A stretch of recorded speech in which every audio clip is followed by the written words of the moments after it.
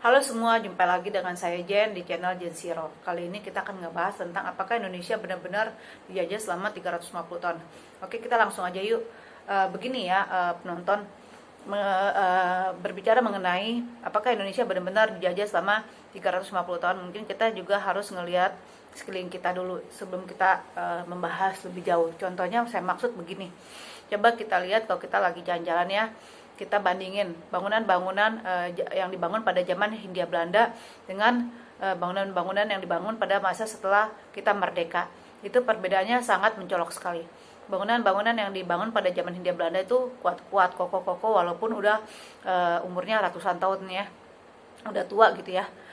Coba lihat kayak contohnya kayak museum-museum kayak kalau di Jakarta kayak museum Fathahillah ya, museum arsip, museum gajah, museum Universitas Kedokteran Budi Utomo dan lain sebagainya ya. Terus udah ada juga kayak gereja Immanuel ya, gereja katedral dan sebagainya. Itu semua peninggalan dari zaman Hindia Belanda. Tapi kita bisa lihat dari situ perbedaannya dengan bangunan yang dibangun pada zaman sekarang. Yang jangan kata ratusan tahun ya, puluhan tahun. Mungkin baru setahun aja plafonnya udah rubuh ya. Belum lagi dia punya tembok juga retak gitu kan, catnya kroak gitu. Belum lagi kalau ini kebanjiran ya, masuk air. Terus kalau kebakaran semuanya angus ya. Belum lagi entah kalau ada gempa langsung roboh gitu ya, nggak ada sisa.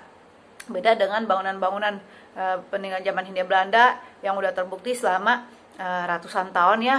Berapa kali ya kita juga ada gempa ya di Indonesia ini, tapi mereka tetap masih berdiri gitu ya. Dari situ kita bisa melihat ya mental kita pada saat kita dijajah sama pada saat kita merdeka.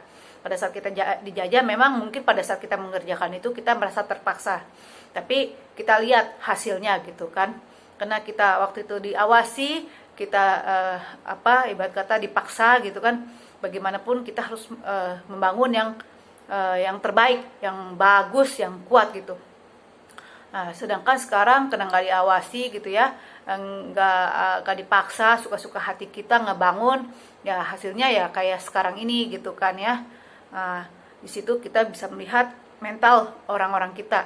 Kalau kerja nggak diawasin ya, suka-suka hati gitu ya, kayak tukang-tukang ya, males-malesan, kerja nggak sesuai dengan deadline ya. Belum lagi kadang-kadang suka curi-curi bahan ya. Itu dari segi tukang-tukang gitu ya. Terus kita juga lihat PNS zaman sekarang ya. Kenapa saya bilang PNS? Karena PNS itu kan ini salah satu contoh aja ya. Swasta juga sama sih, tapi kenapa saya pilih PNS untuk jadi contoh? Karena mereka kan pelayan masyarakat ya, kerja di lembaga pemerintahan. Tapi cara kerja mereka itu ya males-malesan. Kenapa saya bisa bilang begini? Karena saya pernah mengalami sendiri bagaimana pelayan mereka yang sangat buruk ya, lambat gitu ya, suka-suka hati, ketawa-ketawa ya, maka di jam kerja masuknya jam berapa, pulangnya jam berapa ya. Disuruh masuk pagi, datangnya jam 10, entah pulang jam 12. Waktunya istirahat siang, alasan mau makan, totonya malah pulang. Nah, itulah mentalitas bangsa kita ya, pegawai-pegawai pemerintahan bangsa kita gitu. Nah, di situ kita bisa melihat gitu loh, sebenarnya apa sih mungkin ada kelebihannya kali ya kalau kita dijajah. Maksudnya bukan ada kelebihan, kita bisa belajar dari situ ya. Contohnya seperti begini, Jalan Raya Anyer Panarukan sampai sekarang ya, itu jalan itu masih berfungsi baik gitu untuk kita transportasi ya ke sana, yang ingin ke mana gitu kan, mau ke daerah tersebut gitu kan. Udah gitu juga rel kereta api yang dibangun pada zaman Hindia Belanda itu berfungsi untuk mengangkut tebu, kayu ya dari desa ke kota. Nah, dari situ kita bisa melihat selama 350 tahun ya, apakah kita kalau nggak diawasi ya, nggak dipecut ya, nggak dicambuk, apakah kita bisa membuat sesuatu yang berguna seperti itu dan bisa bertahan lama ratusan tahun gitu ya. Karena begini, kalau kita mau ngomong saya bangsa kami banyak hasil bumi kami diambil sama bangsa Belanda. ya, dan bangsa-bangsa lain gitu yang pernah menjajah. Tapi kita coba pikir deh, apa benar mereka benar-benar tidak memberikan maksudnya uang sama sekali gitu sebagai hasil kerja kita? Kalau menurut saya sih enggak juga ya. Kenapa saya bisa bilang begitu? Karena saya melihat mentalitas orang Indonesia zaman sekarang.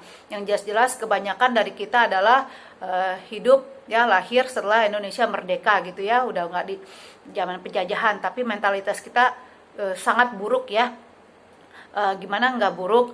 Para pejabat aja pamer-pamer ya, hidup mewah, tapi ternyata hasil dari korupsi, hasil dari ngejara uang rakyat, ngerampok uang rakyat. Rakyat sendiri, bangsa sendiri dirampok ya untuk kesenangan, keegoisan sendiri gitu, pribadi para pejabat. Nah dari situ saya berpikir, apa pada zaman Hindia Belanda juga seperti itu. Mungkin ada sedikit diberikan untuk para pekerja, tapi mungkin udah dimakan duluan sama para pejabat pribumi pada masa itu, sehingga tidak sampai ke tangan rakyat yang bekerja gitu. Dari itu salah satunya ya. Sudah begitu juga dari sisi hukum ya. Kalau dilihat dari sisi hukum, apakah kita orang Indonesia kalau misalnya tidak dijajah sama Belanda ya, kita bisa menghasilkan yang namanya KUHP, BW ya, kitab hukum perdata dan undang-undang yang lain. Karena begini, kita udah merdeka selama 78 tahun. Dan selama 78 tahun itu kita masih menggunakan KUHP peninggalan Hindia Belanda.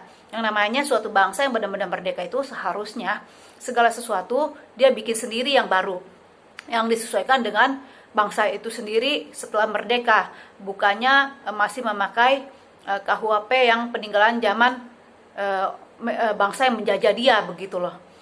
Nah di sini saya ragu ya, orang Indonesia kalau nggak dijajah bisa punya pemikiran sendiri gitu, bisa punya inisiatif sendiri untuk membuat undang-undang gitu.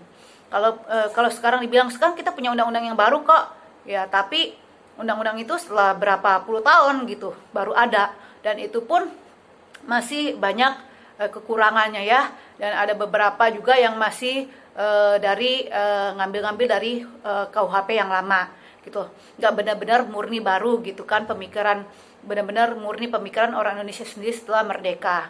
Nah itu dari situ kita bisa berpikir gitu, orang Indonesia ini kalau nggak dipecut, kalau nggak dicambuk, apa ya bisa mandiri, bisa bekerja dengan baik gitu kan, bisa menghasilkan sendiri, bisa punya inspirasi sendiri gitu. Karena setelah dilihat-lihat ternyata saya melihatnya bukan nggak ada bukan nggak ada keuntungan sama sekali ya bangsa ini dijajah ya. Mungkin orang berpikir aneh ya nih orang kok kayaknya senang dijajah, bukan masalah senang dijajah, tapi kadang-kadang sama kayak kehidupan kita masing-masing manusia, kita belajarnya pengalaman, baik itu senang ataupun nggak baik ya, nggak baik gitu, pahit ataupun manis gitu. Nah dari sini bersama juga dengan bangsa kita Indonesia, kita dijajah itu seharusnya kita bisa mengambil pengalaman dari situ ya. Mentalitas kita harusnya kita bisa rubah. Jangan cuma pada saat kita dijajah, kita dicambuk, kita dipecut, kita kerja bagus, bisa bangun bangunan yang kuat, kokoh, yang bisa tahan beratus-ratus tahun. Tapi setelah kita nggak dipecut, nggak dicambuk, kita kerja sesuka-suka hati kita gitu. Udah gitu belum lagi sifat kita yang suka membohongi bangsa kita sendiri, membodohi bangsa kita sendiri. Dan dari sini juga kita bisa belajar untuk kita inisiatif ya, jangan cuma bisa teriak-teriak, oh bangsa kita pernah dijajah, tapi kita juga nggak berpikir ya, kalau kita nggak dijajah, apa kita juga mampu membuat undang-undang gitu ya, kreativitas sendiri tanpa mencontek, mengambil dari bangsa penjajah kita gitu loh ya. Dari segini aja ya dari saya, semoga channel pembahasan kita kali ini bisa membuka pikiran ya, mata hati kita gitu loh. Kita coba mengambil sesuatu yang baik dari pengalaman kita yang buruk gitu loh ya, dan belajarlah dari situ. Oke, sekian begitu aja dari saya. Terima kasih. Selamat sore. Salam damai.